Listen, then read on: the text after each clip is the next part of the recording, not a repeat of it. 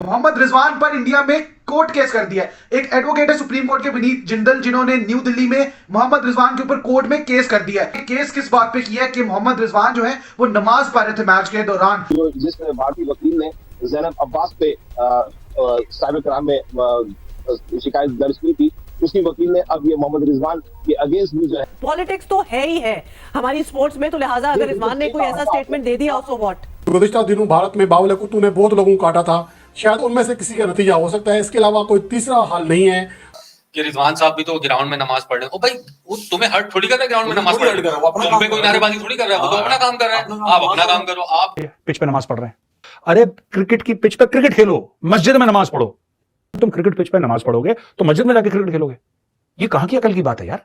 वो जय श्री राम पे भी केस किया जाए, भाई किसी के रिलीजन की रिस्पेक्ट करो, अगला आपकी रिस्पेक्ट भी करेगा, इससे ज्यादा बात ना किया करो, क्रिकेट की बात किया करो। एक ही सवाल है, हम वहां पर क्यों गए? अहमदाबाद में हमारे 10,000 लोग भी होते, 1,30,000 का क्राउड था, उन बेचारे 10,000 का तो कीमा बन जाता अगर वो नारे लगाते। यही मोहम्मद रिजवान ने दोबारा करना है आपके साथ, आए फाइनल में या सेमीफाइनल में ऐसा ठोकेगा मोहम्मद रिजवान के, याद रखेंगे सारे कोर्ट केसेस निकल जाएंगे। जो आईसीसी को धमकी देना चाहिए कि अगर दोबारा इस तरह की चीज हुई तो हम ये टूर्नामेंट छोड़कर चले जाएंगे, तभी ये सीधे होंगे। ये कुत्ते की दुम है, जल्दी इतने सीधे नहीं होने वाले। इवेंट हो रहा है कि बीसीसीआई का इवेंट हो रहा है, सब कुछ बीसीसीआई, सारे गाने उनके, हमारी टीम के लिए कोई वेलकम नहीं। आप ये एक्सपेक्ट कर रहे थे कि पाकिस्तान इंडिया का मैच हो और मैं अपने मुल्क को छोड़ के आपको सपोर्ट करें? पागल हो गए हो, नशे में हो।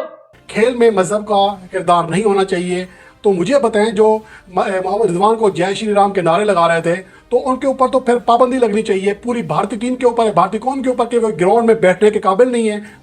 नमस्कार दोस्तों, जय हिंद। पाकिस्तानी नमाजी मौलवी मोहम्मद रिजवान पर भारत की सुप्रीम कोर्ट के एक लॉयर ने केस कर दिया है, जिनका नाम है विनीत जिंदल। और आपको बताते चलूं कि वही वकील हैं जो ज़ैनब अब्बास के ऊपर भी केस किए थे, जिसके बाद उसको भारत छोड़ के जाना पड़ा। अब मोहम्मद रिजवान के ऊपर भी केस हो चुका है, क्योंकि मतलब इन जो वकील के कहने पर जो ये केस हुआ है, उनके ऊपर ये जो सब्जेक्ट था वो था कि वो जो श्रीलंका के साथ जो पाकिस्तान क्रिकेट खेल रहा था, जो मैच खेल रहा था, उसमें वो नमाज पढ़े हैं और मतलब जो अपने जीत है उसको गाजा के नाम जो ट्रिब्यूट किया है, इसको लेकर उन्होंने केस किया है। तो इसको लेकर पाकिस्तान में भी भड़क पड़े, जैसा कि आपने पाकिस्तान मीडिया में देखा। और पाकिस्तानी तो 2 दिन से भड़के हुए हैं कि भाई स्टेडियम में हमको तो बुलाया नहीं, फिर जय श्री राम के नारे लगाए, रिजवान के सामने लगाए, बाबर आजम को उल्टा सीधा बोला, पाकिस्तान को क्या कुछ नहीं बोल दिया। तो ये लेकर पाकिस्तानी अब 2 दिन से बहुत चीख रहे हैं। तो चलिए वीडियो देखते हैं, मैं मिलता हूं वीडियो के एंड पर। जो हमने टीवी पे देखा, आवाजें, गालम गलोच, नारे, मजहबी नारे थे, जो सहाफी उस दिन अहमदाबाद स्टेडियम में मौजूद थे, मतलब लिटरली अगर मैं भी ऐसी सिचुएशन में हूं तो अनकंफर्टेबल हो जाऊं। अहमदाबाद में जो कुछ हुआ, वो कहते हैं ना, हालात बदल गए, जज्बात बदल गए। जो जिस भारतीय वकील ने ज़ैनब अब्बास पे साइबर क्राइम में शिकायत दर्ज की थी, उसकी वकील ने अब ये मोहम्मद रिजवान के अगेंस्ट भी जो है, पॉलिटिक्स तो है ही है हमारी स्पोर्ट्स में, तो लिहाजा अगर रिजवान ने कोई ऐसा स्टेटमेंट दे दिया सो व्हाट। अंदर अभी हमने बहुत एनवायरनमेंट की बात कर ली, हॉस्टाइल एनवायरनमेंट था और कोई ग्रीन शर्ट बीच में नजर नहीं आ रही। एक ही सवाल है, हम वहां पर क्यों गए? अपनी हुकूमत पाकिस्तान से भी गिला करूंगा, शिकायत करूंगा। पीसीबी को तो छोड़ देना, पीसीबी तो वो है कि जी मेरी कुर्सी चाहिए, मुझे इंडिया जाना है, मुझे घूमने जाना है। मुझे सबको पता था हम भारत जा रहे हैं, सबको पता था कि हम अहमदाबाद जा रहे हैं, सबको पता था कि वहां का क्राउड हॉस्टाइल है, सबको पता था कि भारत पाकिस्तान नहीं आएगा, मगर हमने अपने आप को डिग्रेड कर दिया। ये रिएक्शन का तो सबको पता था, कम से कम हम ये तो अड़ जाते हैं कि हम अहमदाबाद में नहीं खेलेंगे। कह तो सकते थे, आप अड़ तो सकते थे, पता नहीं क्या हुआ। अहमदाबाद में हमारे 10,000 लोग भी होते, 1,30,000 का क्राउड था, उन बेचारे 10,000 का तो कीमा बन जाता अगर वो नारे लगाते। फिर इस किस्म की हरकतें हुई हमारे साथ अहमदाबाद में, यार कम से कम अहमदाबाद का मैच ही हटवा देते। गुज़िश्ता दिनों भारत में बावले कुत्तों ने बहुत लोगों को काटा था, शायद उनमें से किसी का नतीजा हो सकता है। इसके अलावा कोई तीसरा हल नहीं है। जो हरकतें उनकी जानिब से सामने आ रही हैं, अब मैं यहाँ बात करूंगा सुप्रीम कोर्ट का। ये वकील है भारतीय इंतहा पसंद वकील, जिसने अब आईसीसी को बाकायदा तौर पर दरख्वास्त लिखी है, शिकायत की है। मोहम्मद रिजवान ने नीदरलैंड के खिलाफ मैच के दौरान नमाज क्यों अदा की? मुझे समझ नहीं आ रही कि ये किस कदर के घटिया जहन का बंदा है, उसको फिर मीडिया कवरेज भी दे रहा है। ये इंतहाई हैरानकुन बात है कि भाई अगर कोई नमाज अदा कर रहा है, मैच में खलल तो नहीं डाला, ये हर किसी का अपना फर्ज है, नमाज वो अदा करना चाह रहा है, तो इसमें आपको क्या तकलीफ हो सकती है? खेल में मजहब का किरदार नहीं होना चाहिए। तो मुझे बताएं, जो मोहम्मद रिजवान को जय श्री राम के नारे लगा रहे थे, तो उनके ऊपर तो फिर पाबंदी लगनी चाहिए। पूरी भारतीय टीम के ऊपर, भारतीय कौम के ऊपर, के वो ग्राउंड में बैठने के काबिल नहीं है। ग्राउंड में बैठकर ये उल्टे सीधे नारे लगाते हैं, मजहबी रंग देते हैं। अगर इस तरह है तो फिर इस तरह से ही है। तो ये जो भारतीय वकील की जानिब से कहा जा रहा है और मीडिया जिस तरह उसको कवरेज दे रहा है, तो मुझे तो ऐसा लगता है कि या तो हमें भी समझ नहीं आ रहा, हम भी कोई पागल हुए हैं, एक ऐसे बेवकूफ़ इंसान को कवरेज देते हैं जिसकी आईसीसी खुद तरदीद कर चुका है। तो फिर ये भारतीय जो वकील है ये कौन होता है इस तरह के सवाल करने वाला। हमें तो पीसीबी के ऊपर हैरत हो रही है कि अभी तक बेगैरती करके बैठे हुए हैं। कम से कम एक सीधा जवाब दो उनको कि ये क्या तुमने लगाया हुआ है, और तुम्हारे तमाशा ही है ग्राउंड में जय श्री राम शुरू कर देते हैं। अगर उनके पास मजहबी राइट है तो क्या रिजवान के पास नहीं है। और जहाँ तक फ़लस्तीन के नाम फतह करने का जो नाम करने की जो फतह नाम की है, रिजवान के पीछे पड़ गए हैं। और जब हमारे खिलाड़ी ग्राउंड में जाते हैं तो उनके ऊपर हुटिंग की जाती है। घुटन के माहौल में किस तरह हमारी टीम खेल सकती है। आईसीसी को धमकी देना चाहिए कि अगर दोबारा इस तरह की चीज़ हुई तो हम ये टूर्नामेंट छोड़कर चले जाएंगे, तभी ये सीधे होंगे। ये कुत्ते की दुम है, जल्दी इतने सीधे नहीं होने वाले। मोहम्मद रिजवान पर इंडिया में कोर्ट केस कर दिया है। एक एडवोकेट है सुप्रीम कोर्ट के विनीत जिंदल, जिन्होंने न्यू दिल्ली में मोहम्मद रिजवान के ऊपर कोर्ट में केस कर दिया है। अब सोचें जरा कि केस किस बात पे किया है कि मोहम्मद रिजवान जो है वो नमाज पढ़ रहे थे मैच के दौरान। इस ब्रेक में मोहम्मद जो रिजवान है वो नमाज पढ़ते नजर आए तो विनीत जिंदल साहब जो है एडवोकेट सुप्रीम कोर्ट के, उन्होंने सीधा जाके कोर्ट में केस कर दिया नई दिल्ली में। अब देखो जरा यार केस जो है वो किस बात पे किया जा रहा है कि मोहम्मद रिजवान जो है वो अपना एक मजहबी फरीजा सर अंजाम दे रहे थे, वो नमाज अदा कर रहे थे, जय श्री राम या कौन से स्लोगन जो नारे लगा रहे थे। आप किसी को जाकर डायरेक्टली टारगेट नहीं कर सकते। मोहम्मद रिजवान ने किसी फैन को, किसी प्लेयर को डायरेक्टली टारगेट नहीं किया, और मोहम्मद रिजवान ने कुछ भी ऐसा नहीं किया। वो जाकर कोई भी किसी के सामने नमाज नहीं अदा कर रहा था। वो डोमेस्टिक मैचेस में भी ये करता है, पाकिस्तान क्रिकेट में भी ये करता है। और आपने ये भी लिख दिया कि उन्होंने इंडिया के अगेंस्ट मैच में 2021 में जो पाकिस्तान दुबई में 10 विकेटों से जीता था, उधर भी यही किया था, तो उन पे केस करें। कुछ फर्क नहीं पड़ने वाला, कोई फर्क नहीं पड़ता, कर लें जितने केसेस करने हैं। मोहम्मद रिजवान डटा हुआ है, वहीं पे खड़ा हुआ है। Leading run scorer world cup का ऐसे नहीं बना था, ऐसे ही नहीं उसने 49 आपके अगेंस्ट किया था। आपको थरथरी मची हुई थी ना, शिवरिंग हो रही थी उससे, जब तक वो बैटिंग कर रहा है आपके चांसेस नहीं थे। अहमदाबाद के क्राउड को उसने चुप करा दिया था, ऐसे पिन ड्रॉप साइलेंस। पिन भी गिरती थी ना तो आपको आवाज नहीं आती थी अहमदाबाद में। यही मोहम्मद रिजवान ने दोबारा करना है आपके साथ, आए फाइनल में या सेमीफाइनल में ऐसा ठोकेगा मोहम्मद रिजवान के, याद रखेंगे सारे कोर्ट केसेस निकल जाएंगे। जो मोहम्मद रिजवान इस टाइम बड़ी ज्यादा मुश्किल में फंस चुके हैं।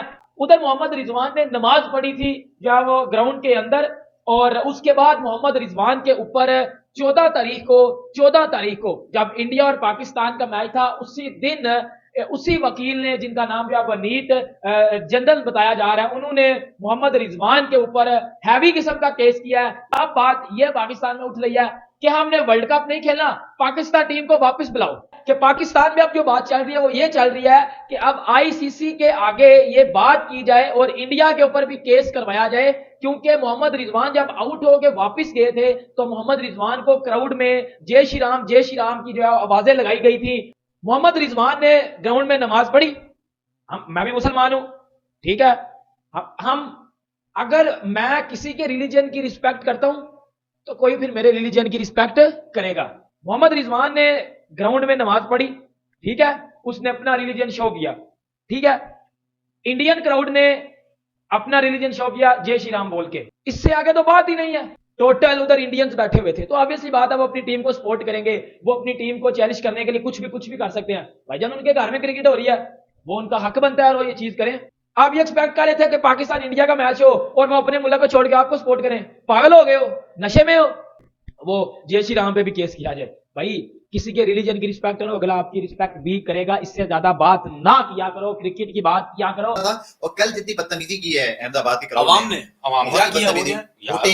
हुटिंग की है रिजवान के ऊपर, मजहबी नारे लगाए उनके ऊपर, और पाकिस्तान टीम को कहा गया है वो संभल के बोलना। हाँ, हम तुम्हारे डैश हैं, हम तुम्हारे। अच्छा वो 400 लोग जो है दुबई में, वो प्री प्लान हो सकते हैं या नहीं? कोई प्री प्लान था सर। आपको क्या लगता है उसको देख के कुछ हुआ? आपको एक और रूल बताऊं तनवीर, अगर आईसीसी चाहे आईसीसी के रूल में बैन कर सकता है, आईसीसी के रूल में ये कि आप किसी प्लेयर के ऊपर या किसी फैन के ऊपर मजहबी नारे नहीं लगा सकते। तो कौन पकड़ेगा इनको? किसी कलर के ऊपर उसकी बात नहीं कर सकते, उसकी रिलीजन पे बात नहीं कर सकते। अच्छा आईसीसी पकड़ना चाहे किसको पकड़ेगा? बीसीसीआई को? बीसीसीआई को पकड़ेगा कि आप अपने फैंस को पकड़ो भाई, इन पे पाबंदी लगाओ। आईसीसी में तो हिम्मत ही नहीं। अफगानिस्तान के रिजवान साहब भी तो ग्राउंड में नमाज पढ़ रहे हैं। ओ भाई वो तुम्हें हर्ट थोड़ी कर रहा है ग्राउंड में नमाज पढ़ रहे हैं, तुम पे कोई नारेबाजी थोड़ी कर रहा है, वो तो अपना काम कर रहा है। आप अपना काम करो। आप आईसीसी अगर आप टिकट के पीछे भी पढ़ेंगे, टिकट जो होता है, या आप कोई भी आईसीसी का कोड ऑफ कंडक्ट जो ग्राउंड में लगा हुआ होता है उसमें ये लिखा हुआ होता है कि आप किसी पे मजहबी नारेबाजी नहीं कर सकते, किसी पे कलर पे बात नहीं कर सकते, कोई मतलब नस्ल परस्ती इस किस्म की कोई चीज आप नहीं कर सकते। और आज पाकिस्तान की टीम वहां से निकल गई है अहमदाबाद से। शुक्र हो गया तो हो गया। मैं तो कह रहा हूँ आईसीसी कहाँ सोया हुआ है, पीसीबी कहाँ सोया हुआ है, इंतजामिया किधर है, बिल्कुल हमारे मीडिया किधर है, बिल्कुल हमारे क्रिकेटर्स किधर हैं? आपके तो चेयरमैन वहां घूम रहे हैं, मजे कर रहे हैं। आईसीसी इवेंट हो रहा है कि बीसीसीआई का इवेंट हो रहा है? बिल्कुल सब कुछ बीसीसीआई, सारे गाने उनके, हमारी टीम के लिए कोई वेलकम नहीं है। तो दोस्तों जैसा कि आपने वीडियो में देखा कि नमाजी रिजवान पर जब केस हो गया उसके बाद पाकियों का बहुत ही ज्यादा अलग अलग जगह पर उनकी सूझ गई है। और 2 दिन पहले ये जय श्री राम का नारा सुन के उठे ही थे कि तब रिजवान के ऊपर केस हो गया। तो ये सोच रहे हैं कि भाई भारत हमको यहाँ क्रिकेट खेलने बुला रहा है या हमारी चारों तरफ से लेने की कोशिश कर रहा है। आराम की नमाज पढ़ रहे हो, ग्राउंड पे बैठ के चारों तरफ से लोग आपको देख रहे हैं, आप नमाज पढ़ रहे हो, वो नमाज का क्या फायदा? नमाज की एक जगह होता है, एक ईदगाह होता है, या आप एक जगह पे बैठ के, एक स्पेशल जगह पे बैठ के आप अपने भगवान को या अपने अल्लाह को ये सब मतलब प्रार्थना करते हो। लेकिन पूरी भरी स्टेडियम में आप क्या दिखाना चाहते हो? आप एक ही तबलीग हो और आपके जैसा कोई नहीं है दुनिया में। ये सिर्फ अपने आप को लाइमलाइट में डालने के लिए और ये सब कोशिश कर रहा था। और केस हुआ है, बिल्कुल सही हुआ है। क्यों नहीं होना चाहिए भाई? तुम पूरी मतलब ये कि सेंटीमेंट हर्ट करना चाहते हो कि भाई गाजा को ये कर दी, मैंने ट्रिब्यूट कर दिया, क्यों भाई? तो जो भी हुआ मोहम्मद रिजवान के खिलाफ, मैं सोच रहा हूँ कि भाई अच्छा हुआ, केस होना चाहिए। वो जेल जाए या ना जाए वो बात की बात है, एक्शन हो ना हो, लेकिन हमको बताना चाहिए कि भाई हम यहाँ पर सेकुलर मुल्क है, हम सबकी रेस्पेक्ट करें, ना कि सिर्फ एक ही धर्म को। दोस्तों इस वीडियो में इतना ही। वीडियो अच्छा लगा तो जरूर लाइक कर दीजिए, चैनल को सब्सक्राइब करके ऑल बटन जरूर दबा दीजिए ताकि हमारे लेटेस्ट वीडियो की नोटिफिकेशन आप मिस ना कर सके। मैं रुकता हूँ, जल्दी मिलूंगा नई वीडियो के साथ, तब तक के लिए जय हिंद, वंदे मातरम।